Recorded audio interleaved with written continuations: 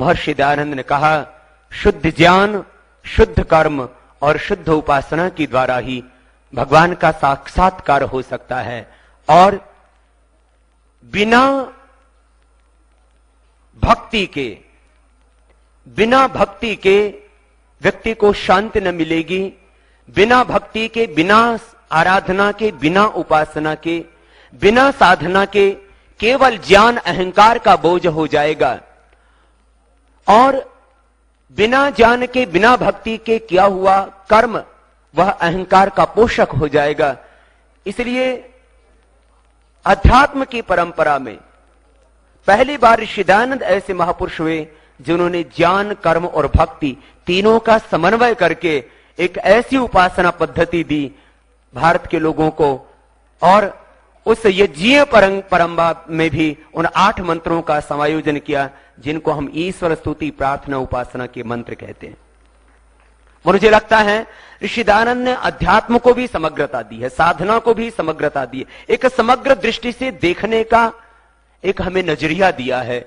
और मैं अपने वैयक्तिक जिंदगी में भी कहूं, ऋषि दयानंद न होते तो शायद एक आम आदमी के घर में पैदा हुआ रामकृष्ण या तो खेत में हल चला रहा होता, या पर कहीं पर खेत में कहीं बाजरा काट रहा होता। आज यदि स्वामी रामदेव जिस भी पायदान पर खड़ा है, इसका पूरा श्रेय ऋषि दयानंद को है। पूरे विश्व को यदि अपना परिवार मानने का यदि किसी ने दृष्टि दी, किसी ने ज्ञान दिया, किसी ने दिशा दी, तो ऋषि दयानंद हैं, जिसकी वजह से आज पूरे विश्व पटल पर यह वैदिकी संस्कृति का शंखनाद हो रहा है। मैं मानता हूं कि ऋषि दयानंद न होते तो मैं कहीं भी खड़ा ना होता। और ऋषि दयानंद एक समग्र दृष्टि देते हैं मानव को।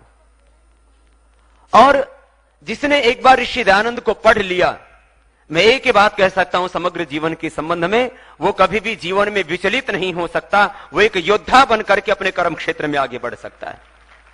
बाधाएं उसको रोक नहीं सकती। आंधी और तूफानों के सामने वह कभी झुक नहीं सकता, क्योंकि ऋषि दयानंद का जीवन ही ऐसा है।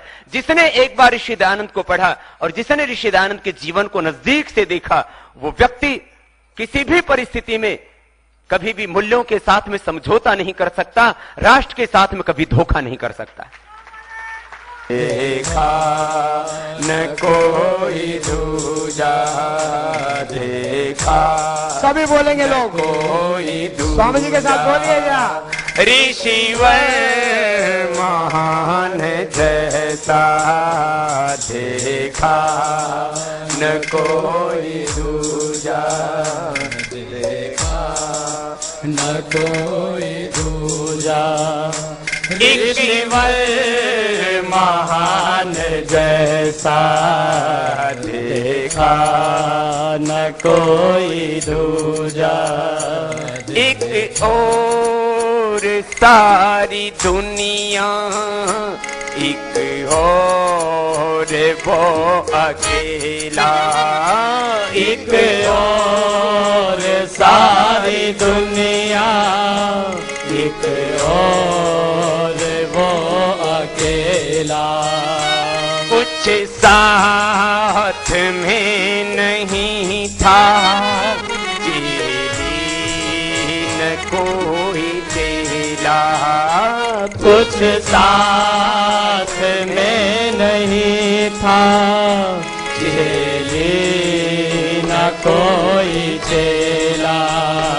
दुनिया के हर सितम को, दुनिया के हर सितम को मरता नहीं से महान जैसा देखा। हाथ उठा करके सभी, हाथ उठा करके देखा न कोई दूजा। ऋषिवर महान जैसा देखा न कोई दूजा देखा न कोई दूजा देखा न कोई दूजा